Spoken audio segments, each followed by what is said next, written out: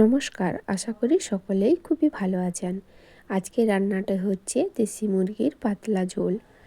দেশি মুরগি খেতে কিন্তু অসাধারণ লাগে, তাই আমি এখানে 700 গ্রাম মাংস নিয়ে ভালো করে ধুয়ে নিয়েছি। অন্যদিকে কড়াই গরম করে তার মধ্যে দিয়ে দেব পরিমাণ মতো সরিষা তেল।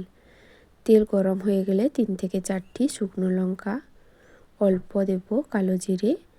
এগুলো ভাজা হয়ে এলে এর মধ্যে বড় সাইজের 4টি পেঁয়াজ কুচিয়ে রেখেছিলাম, ওটাকে দিয়ে 2 থেকে 3 মিনিটের জন্য ভেজে নেব। আর এই পেঁয়াজের মধ্যেই পরিমাণ মতো নুন দিয়ে নেব। নুনটা আমি একবারেই পুরো রান্নার জন্য নিয়ে নিয়েছি।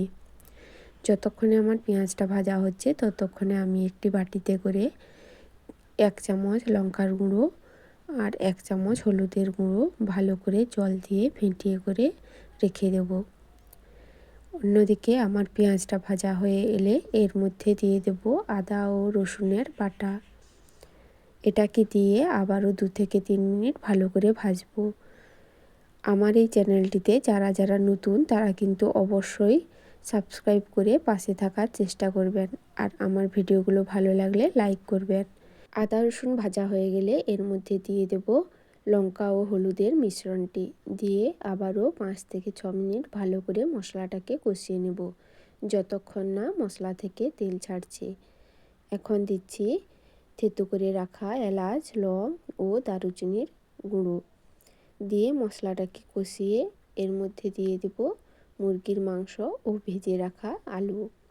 আমার চ্যানেলে রান্নার ভিডিওগুলো যদি তোমাদের ভালো লাগে তাহলে অবশ্যই কমেন্ট করে জানিও। এরপর এখানে আমি মুরগির মাংস দিয়ে আবারও 5 থেকে 6 মিনিট ভালো করে কষিয়ে নেব।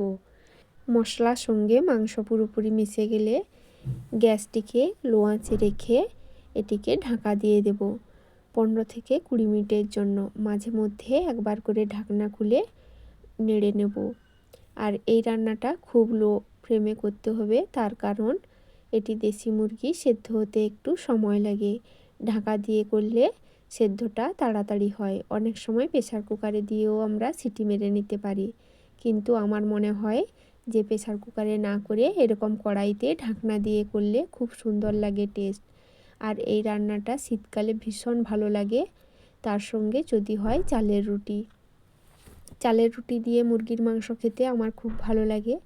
তোমাদের কীরকম লাগে তোমরা জানিও। 15 থেকে 20 মিনিটের মধ্যে পুরো মাংসটা আমার কষানো হয়ে গেছে। কষানো হয়ে যাওয়ার পরে আমি এখানে পরিমাণ মতো জল দিয়ে দিয়েছি। জল দিয়ে আবারও 6 থেকে 7 মিনিটের মতো ফুটতে ছেড়ে দেব। যখনই মাংসর ঝোলটা একটু মাখো মাখো হয়ে আসবে তখন উপর থেকে ধনেপাতা ছড়িয়ে দেব। আর তোমাদের তো আগেই বলেছি শীতকালে যে কোনো রান্নায় কিন্তু ধনেপাতা দিলে তার টেস্ট খুব সুন্দর হয়। এই দেশি মুরগির ঝোল রেসিপিটি কিন্তু খুব সহজেই বানানো যায়। তোমরাও ট্রাই করো, দেখবে সত্যি খুব সুন্দর লাগে।